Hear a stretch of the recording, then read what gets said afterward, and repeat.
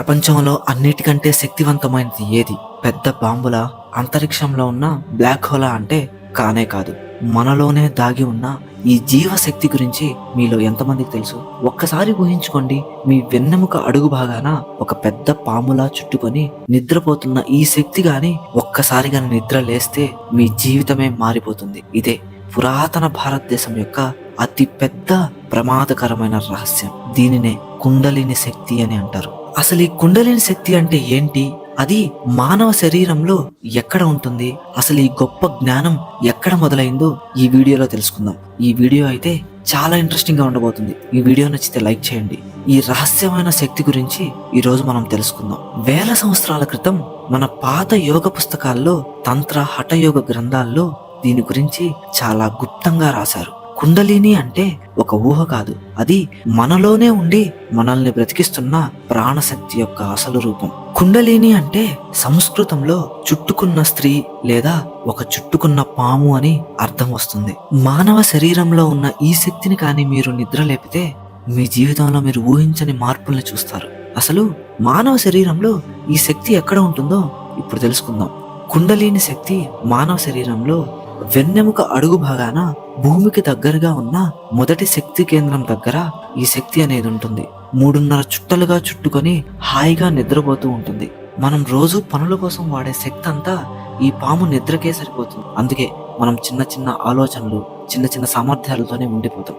యోగులు అంటారు, ఈ శక్తి నిద్రపోయేంత కాలం మనం అజ్ఞానంలో ఉంటామని. అయితే ఈ కుండలిని శక్తిని పైకి లేపడానికి మన శరీరంలో ఒక రహస్య మార్గం ఉంది. మన శరీరంలో వెన్నెముక మధ్యలో ఉండే సూక్ష్మ నాడి మనకు ఒక మెయిన్ రోడ్ లాగా పనిచేస్తుంది. ఈ మెయిన్ రోడ్ ద్వారానే మనలో ఉండే శక్తి మొత్తం కింద నుండి పైకి ప్రవహిస్తుంది. అయితే మన వెన్నెముక పక్కన ఉండే ఇడ పింగాణ నాడీలు మనకు చంద్రుడి చల్లదనం, సూర్యుడి వేడి శక్తులను ఈ నాడీలు మన శరీరంలోకి ఆ శక్తిని మోస్తాయి. కుండలిని లేచినప్పుడు ఈ రెండు శక్తులు కలుస్తాయి. అప్పుడు ఆ శక్తి మెయిన్ రోడ్ ద్వారా, అంటే సూక్ష్మనాడి ద్వారా మన శరీరం పైకి వెళ్తుంది. వెన్నెముకలో ఉన్న ఈ 7 శక్తి కేంద్రాలను చక్రాలు అంటారు. ఒక్కొక్క చక్రం మన జీవితంలో ఒక్కొక్క కొత్త జ్ఞానాన్ని ఇస్తుంది. మన తల పై భాగంలో ఉన్న 7వ చక్రం దగ్గరకు చేరడం. ఒక్కసారి ఈ శక్తి 7వ చక్రం దగ్గరకు చేరితే ఆ శక్తి దేవుని శక్తితో కలిసిపోతుంది. మనకు గొప్ప జ్ఞానం, ఎప్పుడు ఉండే ఆనందం దొరుకుతుంది. అయితే ఈ శక్తిని నిద్ర లేపడం అంటే మీ చేతిలో ఒక చిన్న అణుబాంబును పెట్టుకున్నట్లే. అది మీకు ఒక గొప్ప శక్తిని ఇవ్వవచ్చు, లేదా మిమ్మల్ని పూర్తిగా నాశనం చేయవచ్చు. అందుకే పురాతన కాలంలో పాత గురువులు చాలా జాగ్రత్తగా ఉండే శిష్యులకు మాత్రమే ఈ శక్తిని నేర్పించేవారంటే మీరొక్కసారి ఆలోచించండి, ఆ శక్తి ఎంత ప్రమాదకరమైనదో. కరెక్ట్ వేలో ఈ శక్తిని నిద్ర లేపితే మీకంటే శక్తివంతమైన వారు ఎవరు ఉండరు. ఈ శక్తి ఒక్కసారి మానవ శరీరంలో నిద్ర లేచినప్పుడు దాని యొక్క లక్షణాలు ఎలా ఉంటాయో మీకు తెలుసా? కుండలిని శక్తి ఒక్కసారి మానవ శరీరంలో నిద్ర లేవడం మొదలైతే అది సాధారణంగా ఉండదు. మీ శరీరంలో ఒక భూకంపం వచ్చినట్లు ఉంటుంది. తీవ్రమైన వేడి, ఎక్కడో మంట పెట్టినట్లు, అగ్ని ప్రవహిస్తున్నట్లు మీరు అనుభూతి చెందుతారు. వెన్నెముకలో మెరుపుల లాంటి కదలికలు లేదా కరెంట్ షాక్ కొట్టినట్లుగా ఉంటుంది.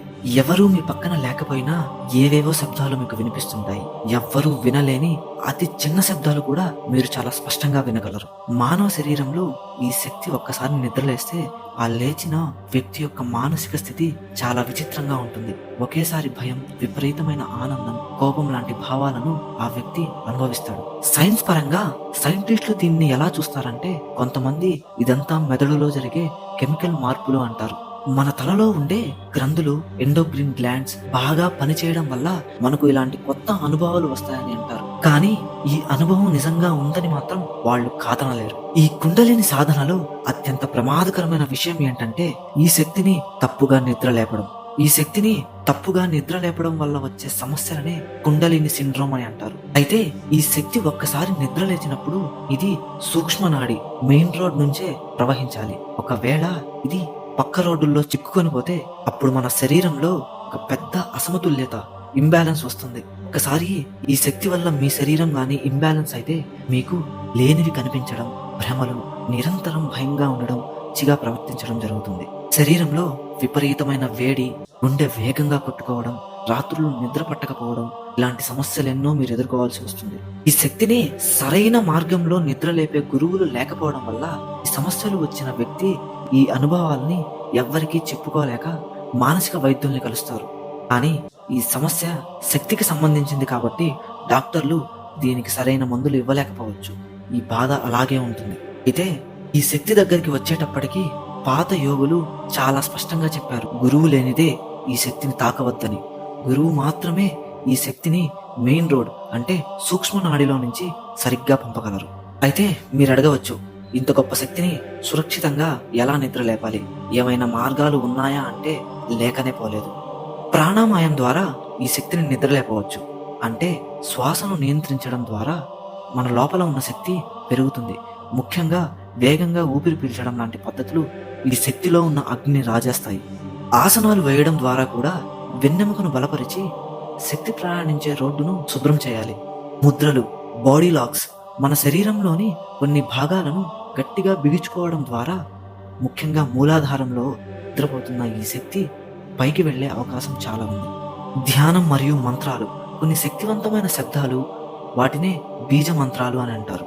లేదా ఓం అనే శబ్దం కూడా చక్రాలకు తాళం చేయలాగా పనిచేస్తుంది.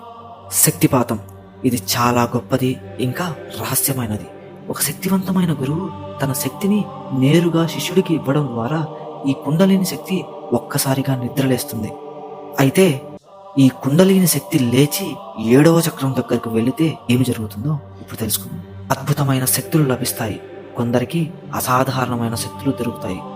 ప్రపంచంలో ఉన్న ప్రతి ఒక్క వస్తువు, ప్రతి మనిషి అంతా ఒక్కటే అనే గొప్ప జ్ఞానం వస్తుంది. మోక్షం, భయం, బాధ, దుఃఖం లేని శాశ్వతమైన ఆనందం దొరుకుతుంది. చివరి మాటల్లో చెప్పాలంటే ఈ కుండలిని శక్తి ఒక పాత జ్ఞాపకం. ఇది ప్రతి మనిషిలో దాగి ఉన్న అపరిమితమైన శక్తి. బయట ప్రపంచంలో ఉన్న కార్లు, ఫోన్లు, టెక్నాలజీల గురించి మనం ఎంతో గొప్పగా మాట్లాడుకుంటాం. కానీ మనలోనే నిద్రపోతున్న ఈ దివ్యమైన శక్తి సరైన దారిలో వేస్తే ఈ టెక్నాలజీల కంటే గొప్ప జ్ఞానాన్ని, శక్తిని ఇవ్వగలదు. ఇది చాలా ప్రమాదకరమైన శక్తి, కానీ మీ జీవిత పరమార్థాన్ని చూపించే మార్గం కూడా. మరి ఈ కుండలిని శక్తిని మీరు నమ్ముతారా? ఈ అగ్నిని మీలో నిద్ర లేపడానికి ప్రయత్నిస్తారా? కామెంట్లో మీ ఆలోచనలు చెప్పండి. ఇలాంటి లోతైన కథల కోసం మా ఛానల్ని సబ్స్క్రైబ్ చేయండి. మళ్ళీ కలుద్దాం.